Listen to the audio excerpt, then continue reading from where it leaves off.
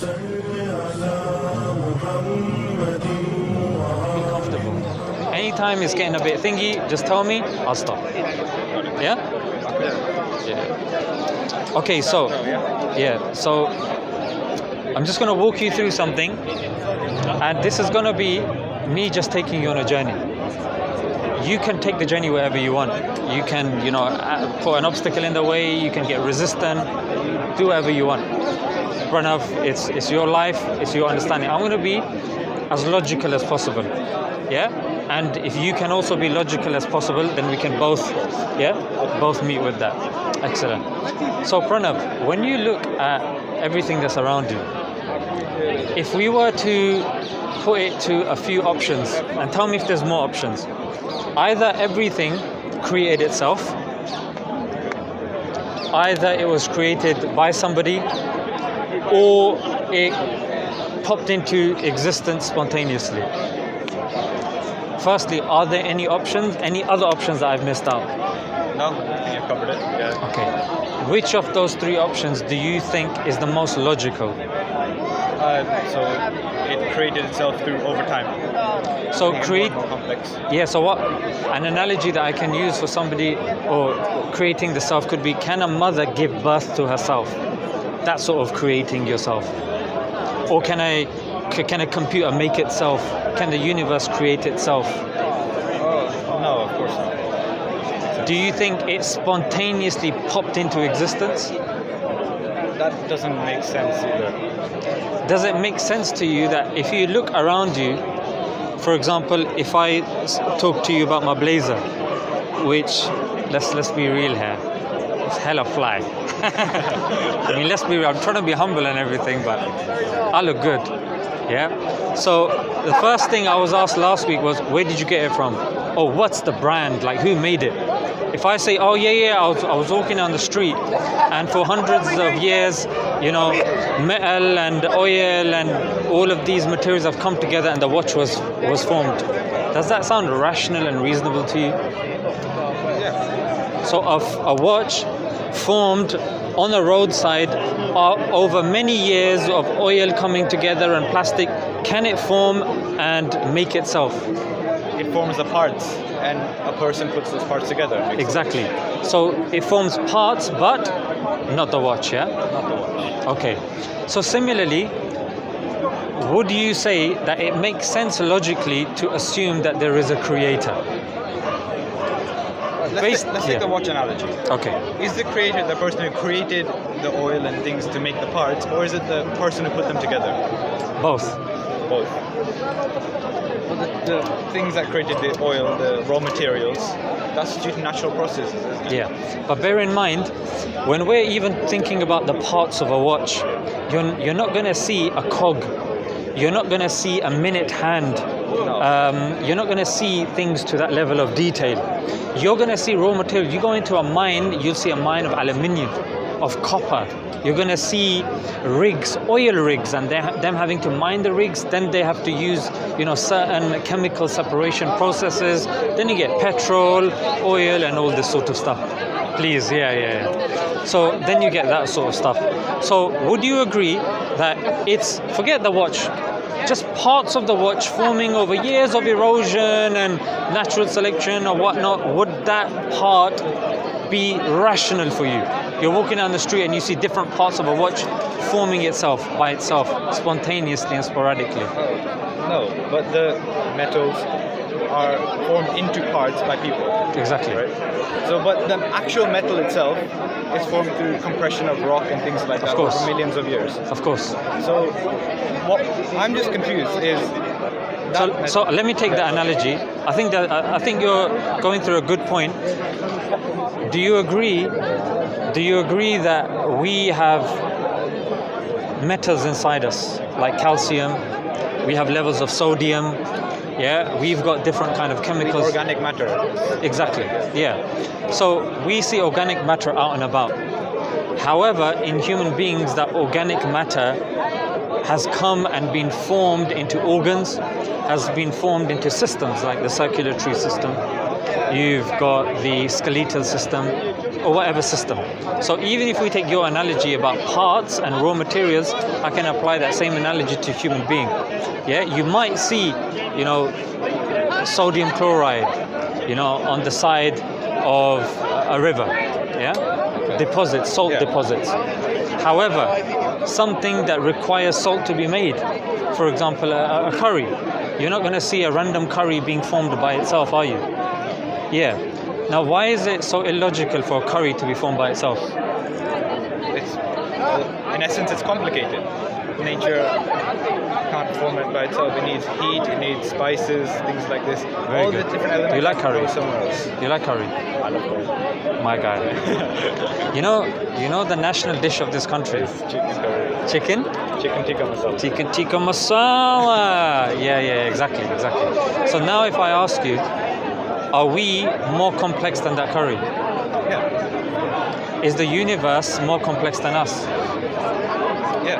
So does it make sense to you that it makes sense that there is a designer of the universe, of us, and it's illogical to assume that we just sporadically came over thousands of years of processes, and the way we're able to have consciousness, think, articulate our thoughts like communication, have dreams, cook our food, form language, use poetry, use music, have all of these ways. Does it make sense to you that there logically makes sense that there is a creator? If I can assume that there's a creator of a watch, if I can assume there's a creator of a bowl of curry, a chicken tikka masala curry, then it makes sense for me to assume that there's creation of myself as well. Does that make sense so far? It makes sense. I see you're using the design argument here. So you're saying there's one person behind all of this that created the first thing, that created second thing like that. I'm saying that there cannot be an infinite regress of dependent things. So you're saying, you're implying God is the creator. I'm saying that there's a necessary being. Okay. So that's the end of that chain. He wasn't created. The necessary being, by definition, has to be uncreated. Because think about it.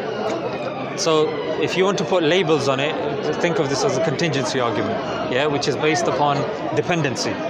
So I'm dependent on this thing, that's dependent on that thing, that dependent on that thing. Now, if that goes infinitely, it's not logical for me to exist. There has to be an end. And that end, in philosophical terms, is known as a necessary being. We're dependent beings, and if there's an infinite regress of dependent things, we would never exist. It's like think of it as a seabed with the sea on top. It's impossible for you to think and consider fishes and the water if there's no seabed. Do you understand? Yeah, okay. Do you want to respond to that? So you're using logic here. By logic, this table has been created by someone. All this has been created by someone. Where's the logic in having a creator that isn't created, or someone that hasn't been created by someone else? That's the logic that I've just given you.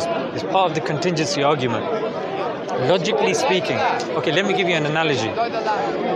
If, for example, I'm to shoot an arrow, I don't know why I've just regressed into like 30 years ago. Okay, I'm shooting a gun, I'm shooting a gun now.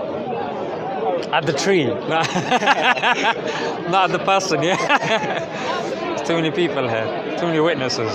So I'm going to shoot at the tree. Now I ask my man from Australia, can I shoot? Who's waiting patiently, by the way.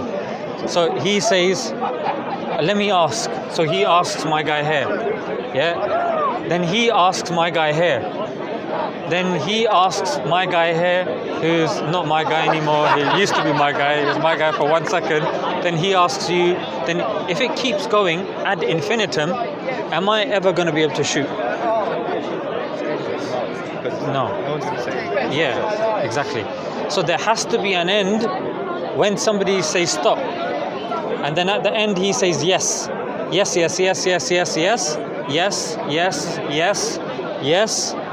Bang. Then it happens. So it's logically not possible for us to have an infinite regress of dependent things. So if the end of the chain is something called a necessary being, that necessary being, if that necessary being is dependent, if there's somebody else that came before the necessary being, it's no longer a necessary being, it's dependent being. So in philosophical terms, it's known as infinite regress and the contingency argument, or the Kalam contingency argument. It's not technically the Kalam argument. It doesn't make sense. Do you see? So do you accept logically there has to be a necessary being? There has to be a cause, yes. There has to be. So you're okay with the cause, yeah? Yeah. Okay, no problem. So there has to be a cause. Does it make sense that because this cause is the beginning, it has to be like it doesn't have a beginning? What do you mean? Like if it has, think about it, if the cause has a beginning, then it's no longer the necessary being, isn't it? It's no longer the necessary entity, existence, yeah? So it has to be something which is eternal, yeah? Would you say it's self-sufficient? Because nobody created it, it was there. What if, so it created itself, let's just say that, okay? Or it was just there? It was just there, No, okay. no, it wasn't. Yeah. But it's dependent on other things to survive. But that's the thing. It cannot be. Yeah, it can't be logically. Because if it's dependent, it's no longer necessary by definition.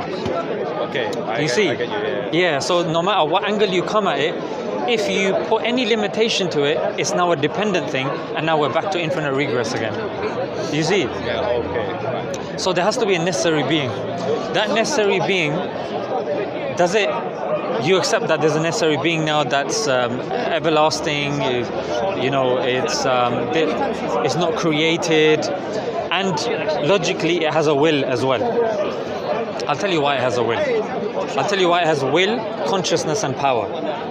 Now, in this bottle, yeah, if you saw me putting my hand in there and I said to you, Pranav, yeah? Oh, I'm surprised I remembered that. Okay, is it Pranav or Pranav? Pranav, yeah. I'll have to get the authentic pronunciation, you know? There's a we at the end. We? Yeah. We? Yeah, we're all here, isn't it? Or do you need to take a wee? No. I'm joking. Just don't do it here. Fertilize the grass, yeah? Just don't shout at me. I might. Sorry, I got distracted there. All right. Okay, so we were talking about. Okay, so if I tell you that, hey, I'm gonna put my hand in the bottle and I'm expected to take out a watch, what would be your answer to me? Doesn't make sense. Why not? The bottle inside doesn't have the parts for a watch. There's no watch inside the bottle. And it's just physically impossible. Excellent. So, does it make sense to you now? Or would you agree that there is power around you? There's power. In what sense? Just in terms of strength, in terms Chemical of things energy, getting done. Yeah. Yeah, everything has energy. Or even strength. Strength, power. You don't think there's strength? No, what do you mean by strength? Like if I was to push you. That's force. That's force. Yeah. Force, power, energy. Do you believe that that exists? Physically, yes. Do you believe there is consciousness? Do you believe you're sentient and conscious? You can think for yourself. Do you believe you're conscious? Are you aware of your own existence? Yeah, I exist. I'm pretty sure I do. Yeah. Alhamdulillah. That means all praise be to God. That's good. All right. So you believe there's consciousness. Yeah. Do you believe that you have a degree of will? Yeah. So in this universe, you believe that there is power, there is will, and there is consciousness. Will, I might say, is being created by humans only. But you believe it's here. It exists. Yeah. So does it make sense to you now that if consciousness, will, and power exists, then it only makes sense that the necessary being also has that, because we were created by the necessary being. We came from the necessary being. The analogy of the bottle and the watch coming out. Okay. That if he didn't have consciousness, will, and power, then we wouldn't have it. Does that make sense so far? Makes sense. Okay. So now we have a necessary being who now has power, consciousness, will. Now, Pranav, tell me if this makes sense. This is the Islamic definition of God. It's very easy to understand. It's in the last 2 pages of the Quran. It's called Surah Ikhlas. Okay? I'm going to read it and then I'm going to translate it. It's very small, don't worry. قُلْ هُوَ اللَّهُ أَحَدٌ. Say, He is Allah the One. Allahu Samad, the independent, or the ever-living. Lam yalid wa lam yulad. He does not beget, nor is he begotten. He doesn't give birth, and nor was he given birth to. وَلَمْ يَكُنْ لَهُ كُفُوًا أَحَدٌ. And there is none like him.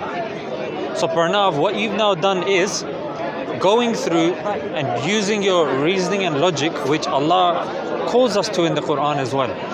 He says, ponder, reflect.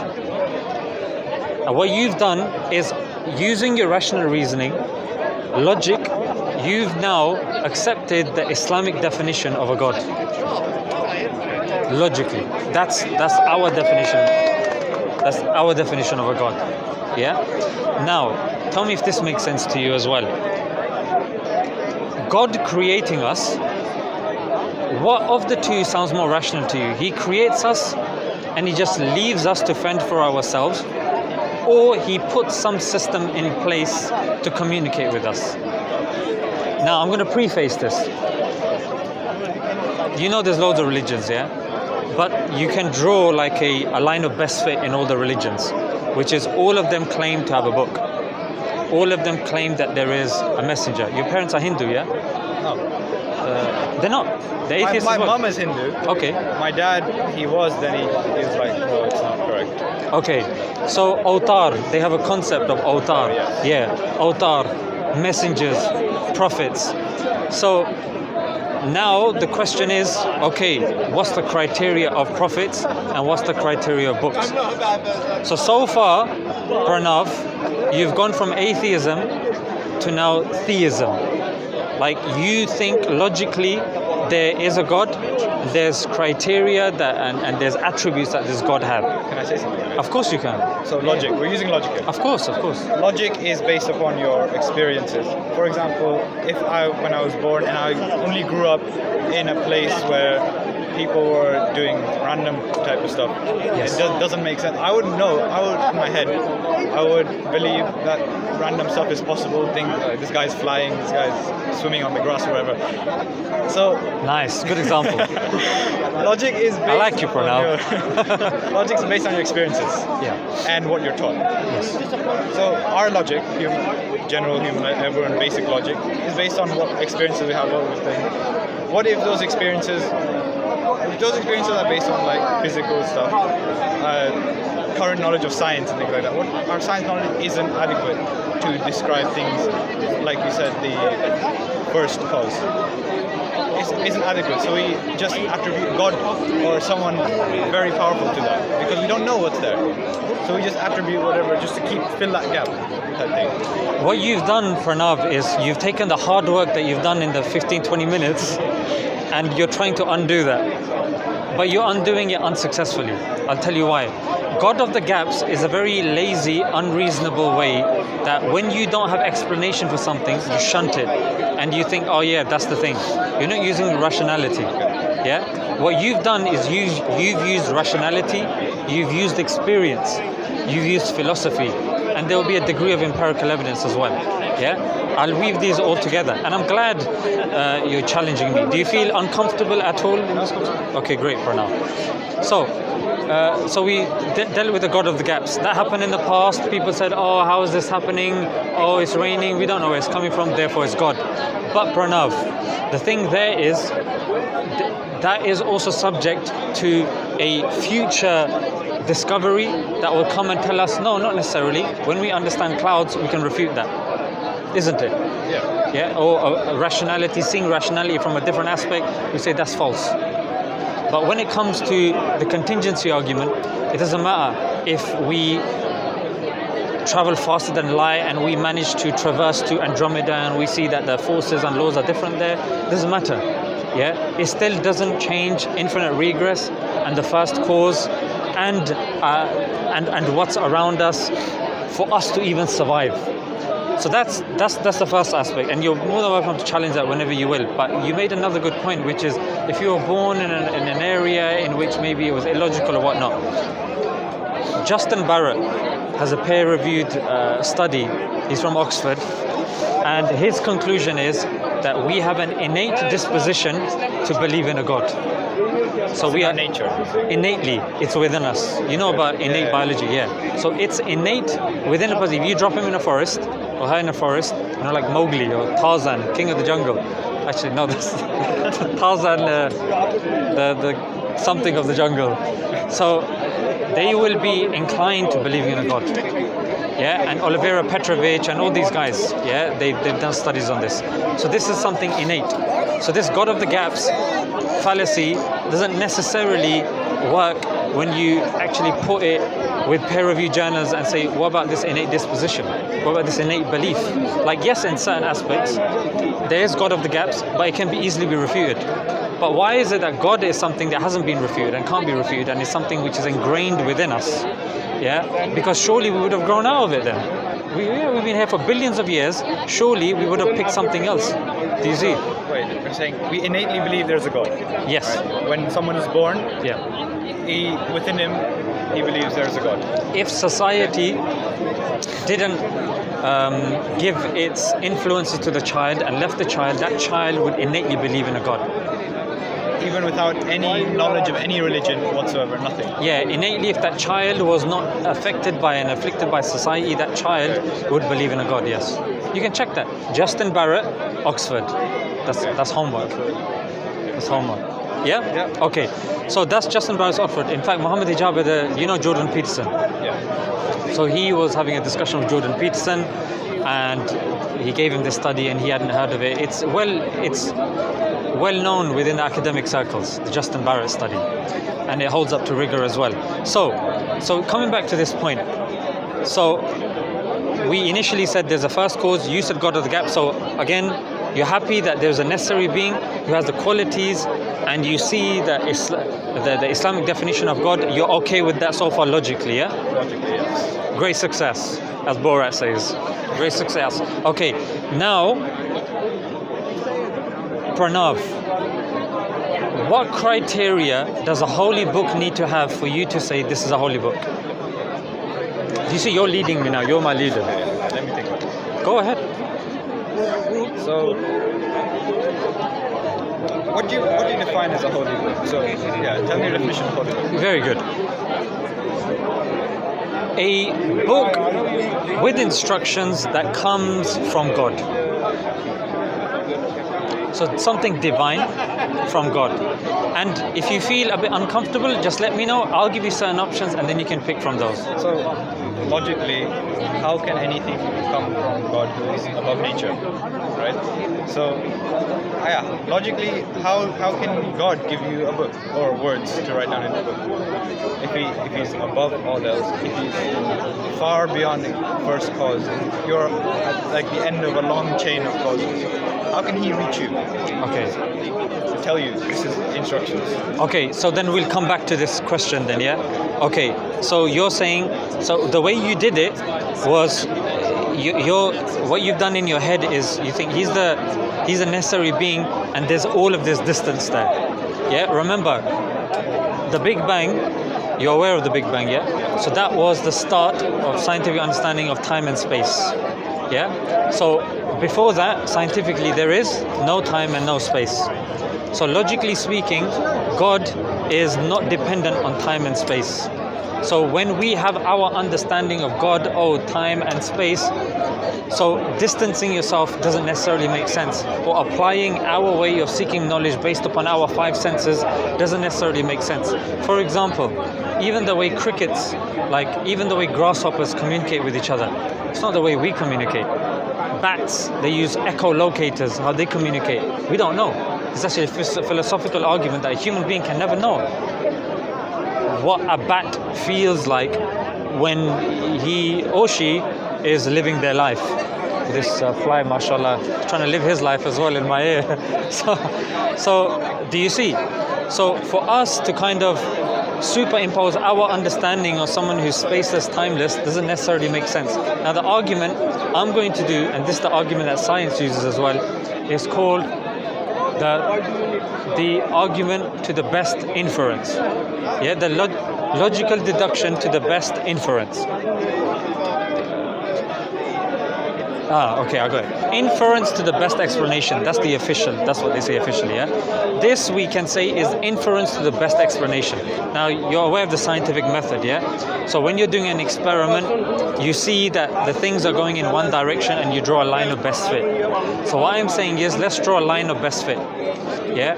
Every single religion from the beginning of time to now claims that there is a holy book, there's a communication that's taking place.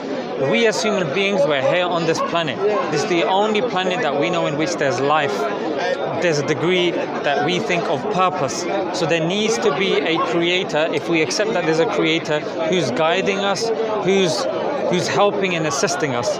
So logically, it makes sense, as even if we think in a daily life, if I give you an object, you go to IKEA and they give you like, those flatbed cupboards, and they don't give you an instruction manual, what are you going to do? Figure it out. Are you? It can't be that hard. Are you honestly putting your hand on your heart and saying, I've paid, let's say, £100 for a shelf and there's no instruction manuals, there's no instruction manual in here? You are honestly saying... I'm angry, but I figure out. What would you do? There is no instruction manual. You wouldn't know how to do it, but what would be your next step? What would you do? Ask for it. From who? The person who made it. Person who made the table. What would you do? Ask Google. Huh? Ask Google. Ask Google. So you would Google the instruction manual. What if it didn't come up? I mean, people. IKEA is not the only company that makes cupboards. You bought a shelf from IKEA. There's no instruction manual in that flatbed. For you to say, I'll get an instruction manual for somewhere else, that doesn't make sense. They're giving you an instruction manual for another shelf. You're saying that exact shelf is made by another company, and that, do you see? How different can it be that? Sorry? How different can it be?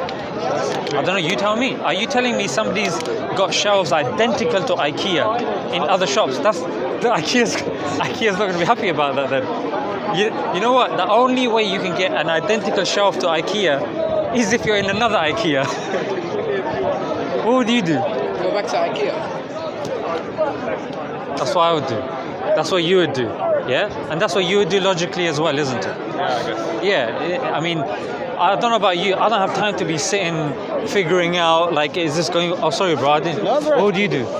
What about? Sorry, I didn't get the question. Okay, so if you bought a flatbed cupboard from IKEA and it didn't come up and it didn't have an instruction manual, what would you do? Just wing it. MashaAllah. We've gone back to square one now. But you asked me about the IKEA. Yeah. No, well, I can't do anything about it then.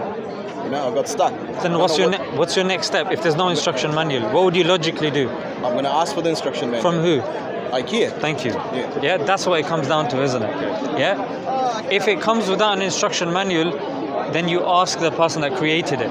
Yeah? So if it's conceivable for us that there's an instruction manual, you're doing a scientific experiment, add this half a teaspoon of iodine, then add sodium chloride, this, and you're a chemist. Have you done a bit of chemistry? Chemistry. Yeah, I hate chemistry. When it comes to molars, this molar sodium